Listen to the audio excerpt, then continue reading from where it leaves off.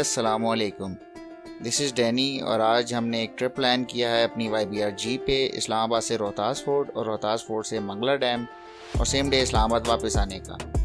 तो I hope आप लोगों को ये वीडियो पसंद आएगी, मेरे साथ रहिएगा। इस वीडियो में हम डिस्कस करेंगे कि हमने कितने किलोमीटर ट्रैवल किया, हमारा कितना एक्सपेंस आया और कब कब कहाँ हमने स्टॉप किया और कितना टाइम लगा।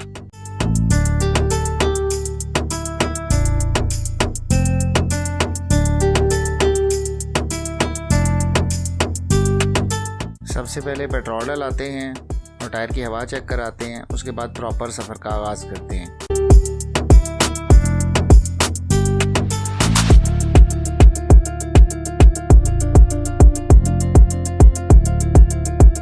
जी तो बिस्मिल्लाह करके प्रॉपर सफ़र का आगाज़ हो गया है। हम एक्सप्रेस हाईवे चढ़ गए हैं, यहाँ से हम सीधा रवात जाएंगे, रवात से GT रोड चढ़ जाएंगे और इंशाल्लाह जैसे जैसे हम जहाँ रुकेंगे आपको मैं अपडेट करता रहूँगा। लेकिन एक बात मुझे समझ नहीं आई, जब भी कभी किसी पेट्रोल पंप पे आप खड़े होकर पेट्रोल डलाएं, उसके बाद अपनी जेब से फ़ोन निकालें और अगर उनके मीटर रीडिंग की या किसी भी उसकी पिक्चर बनाने लगें तो सारा अमला उनका यकजां होके क्यों हमलावर हो जाता है और उस चीज़ पे क्यों एतराज़ होता है, जबकि ये कोई सीक्रेट चीज़ नहीं है, ये एक पब्लिक प्लेस है, यहाँ पे पिक्चर बनाना क्यों मना है। अगर किसी भाई को इस बारे में इंफॉर्मेशन हो तो प्लीज़ शेयर ज़रूर कीजिएगा।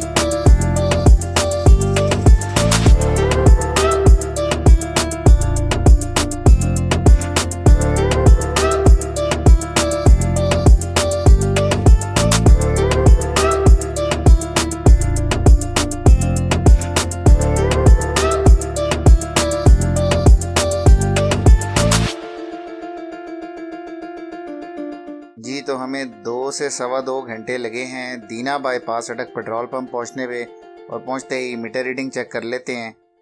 ये 104 किलोमीटर चल चुकी है।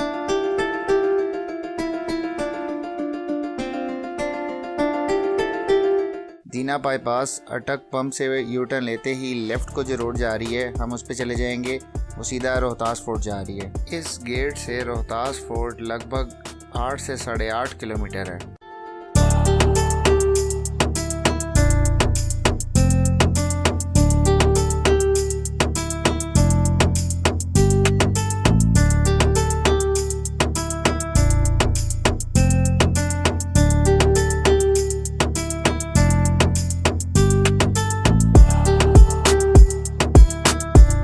अल्हम्दुलिल्लाह 20 से 25 मिनट दीना बाईपास से ड्राइव करके हम रोहतास फोर्ट पहुंच गए हैं।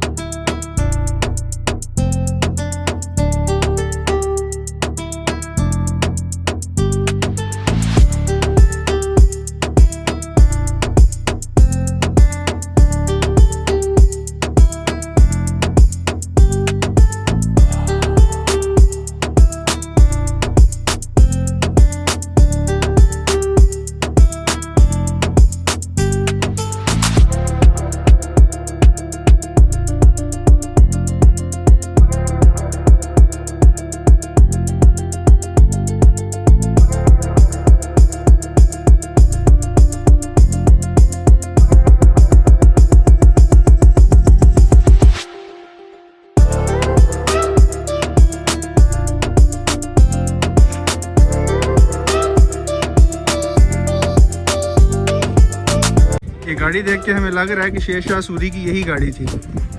इतनी एंटीक गाड़ी और किसी की नहीं हो सकती।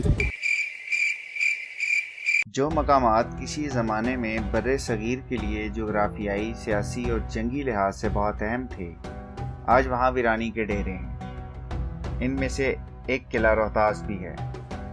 इस्लामाबाद, रावलपिंडी, लाहौर और मुल्तान के शहरी इसकी तारीख से वाकिफ़ होंगे और अक्सर बचपन में वहाँ पिकनिक के लिए जाया करते होंगे। अगर नहीं भी गए तो इसके बारे में ज़रूर सुना होगा। जेहलम का ये किला रोहतास पाकिस्तान का दूसरा बड़ा किला है। ये सन 1541 में शेर शाह सूरी ने 7 साल की मुद्दत में तामीर करवाया। इसकी तामीर जंग में मुग़ल बादशाह हुमायूं को शिकस्त देने के बाद शुरू हुई ताकि मज़ीद अफवाज हमला न कर सकें। किला अंदरूनी तौर पर 2 हिस्सों में तकसीम था, जिसके लिए एक 1750 फीट तवील दीवार तामीर की गई थी जो किले के दिफाई हिस्से को आम हिस्से से जुदा करती थी। जंगी हिकमत अमली को मद्देनज़र रखते हुए किले के कुल 12 दरवाजे बनाए गए जो फ़न्ने तामीर का अमली नमूना पेश करते हैं। हर दरवाजे की तामीर का एक मकसद था जिसकी वजह से इसको अहमियत हासिल थी। शेर शाह सूरी के बाद इसके बेटे सलीम शाह ने अपने दौरे हुकूमत में किले की तौसी करवाई। 400 एकड़ पर मुहीत इस किले की तामीर में बेक वक्त 3 लाख मजदूरों ने हिस्सा लिया। जंगल और पहाड़ों के दरमियान बनाए गए इस किले के बारे में कहा जाता है कि इसको तामीर करने में शेर शाह सूरी से मोहब्बत करने वाले बुजुर्गाने दीन ने भी मजदूरों के शाना बशाना हिस्सा लिया। किले की तामीर में अपनी जान कुर्बान करने वाले बुजुर्गों के मकबरे किले के किसी न किसी दरवाजे के साथ मौजूद हैं। ये बात हैरान कुन थी कि इतने बड़े किले में महज चंद रिहायशी इमारतें तामीर की गई थी जिनमें 60,000 फौजी क़याम कर सकते थे। ये किला चूँकि दिफाई हिकमत अमली के तहत बनाया गया था, इसलिए शेर शाह सूरी के बाद बरसरे इक़्तिदार आने वालों ने भी यहाँ अपने ठहरने के लिए पुरताइश रिहाइशगाह का इंतज़ाम नहीं किया। महलात न होने की वजह से मुग़ल शहंशाह आकर खैमों में रहा करते थे। इसके चबूतरे जो तीर अंदाजी और तोपचियों के लिए इस्तेमाल किए जाते थे, सीढ़ियों के ज़रिए एक दूसरे से मुंसलिक थे। किंगरों से दुश्मन पर पिघला हुआ सीसा और खोलता हुआ पानी भी उंडेला जाता था। किले की तामीर में आम ईंटों की बजाय देव हैकल पत्थरों और चूने का इस्तेमाल किया गया। यह भारी पत्थर ऊंची दीवारों और मीनारों तक भी पहुंच गए। इन बड़े बड़े पत्थरों को बुलंदियों पर नस्ब देखकर इंसानी अकल दंग रह जाती है कि जदीद मशीनरी जिस काम को अंजाम देने में नाकाम हो जाती है, वो काम सदियों पहले इंसानी हाथों से कैसे सरअंजाम दिए गए।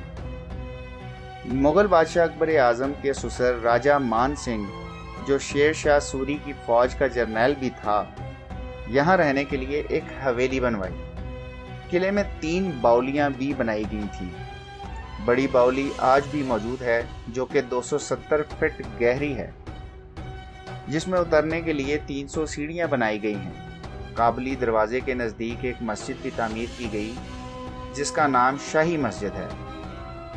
मौजूदा दौर में किले के चंद दरवाज़ों, राजा मान सिंह के महल और जनूबी मगरबी सिमत में 4 मंजिला इमारत में वाक़े 4 मंजिला फांसी घाट के सिवा बेशतर हिस्सा खंडरात में तब्दील हो चुका है। बज़ाहिर किला रोहतास एक बेतरतीब सा तामीराती ढांचा मालूम होता है, मगर शेर शाह सूरी ने इसकी तामीर में नक्शो निगारी और खूबसूरती को मलहूज़े खातिर रखा। शेर शाह सूरी की हुकूमत के बाद जब रंजीत सिंह का दौर आया तो इनके साथ साथ कई दूसरे सिखों ने भी रोहतास के गाँव को बसाया और 1834 में महाराज ने चरत सिंह को इसकी तामीर की जिम्मेदारी सौंप दी और ये जगह सिख कम्युनिटी की इबादत गाह और आराम गाह के तौर पे इस्तेमाल होती रही। इस गुरुद्वारे की ख़ास बात यह है कि इसकी दीवारों की चौड़ाई 4 फीट है, जो इसके अंदर मौजूद अफराद को सख्त गर्मी, सर्दी और मौसम की दूसरी शिद्दतों से महफूज रखती है। अंग्रेज़ों की आमद के बाद जब रंजीत सिंह का दौर ख़त्म हुआ, उसके बाद भी ये किला और गुरुद्वारा मौजूद रहा। एक जानिब बहने वाले काहान दरिया इर्द गिर्द के इलाके को हरा भरा रखता है, तो दूसरी जानिब वीरानी में ढलता एक किला नज़र आता है। इनके अरूज के दौर का सूरज डूब चुका, लेकिन आज भी गुरुद्वारों की पीली दीवारें और इसके सतूनों पर बने कदीम नक्शो निगार सिखों के दौर की यादें ताज़ा रखते हैं।